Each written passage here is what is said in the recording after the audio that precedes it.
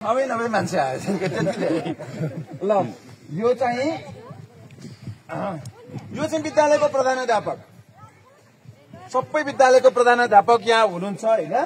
विद्यालयको प्रधानाध्यापकलाई लाग्यो कि यो विद्यालयको लिडर म हो, यसको नेतृत्व मैले गर्नुपर्छ। विद्यालयको प्रधानाध्यापकले देखेको सपनाले विद्यालयले असर पार्छ भनेर बिहान दिउँसो बेलुका राति उहाँ यति मेहनत गर्न थाल्नुभयो कि मेहनत गरे हुनुहुन्छ। ताली बजाउनुहोस् त यसरी एकदेव अम्लाले।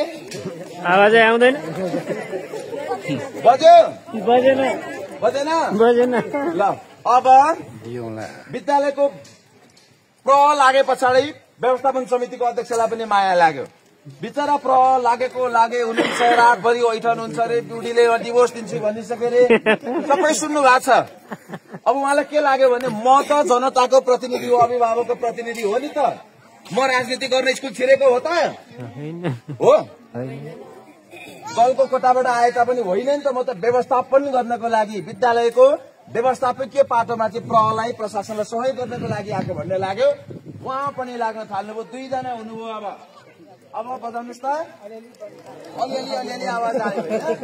अब अध्यक्ष व्यवस्थापन समिति सहित सबै लाग्दाखेरि यति भयो। अब शिक्षकलाई के लाग्यो भने कक्षा कोठामा गएर सुधार गर्ने त हामी हो नि त, व्यवस्थापन समिति त बाहिर सहयोग गर्ने हो, प्रहले त प्रशासन हेर्ने हो, हामीलाई सहजीकरण गर्ने, तर कक्षा कोठाभित्र खुद गएर पढाउने सिकाउने मैले हो, म पनि लाग्नुपर्छ भनेपछि तीन जना हुनुभयो।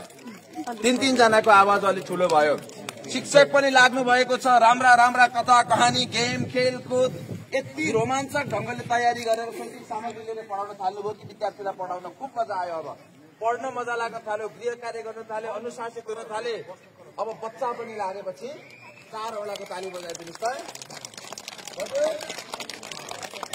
अलिक ठुलो बज्यो होइन। अब बच्चा पनि बिहानदेखि बेलुकासम्म लागेकै छ। टिचर खट्नु भएको छ, स्कुल खटेको छ, फोन आएको भाइ छ, कम्युनिकेसन भएको भाइ छ। मेरो काम चाहिँ जन्माउने मात्र होइन। त्यसकारण अब मैले मेरो जिम्मेवारी पूरा गर्नुपर्छ। म अभिभावक नलागे विद्यालय बन्दैन भनेर हजुर पनि लाग्नुभयो। 5 वटा औँला भयो। 5 वटा औँला साहित्य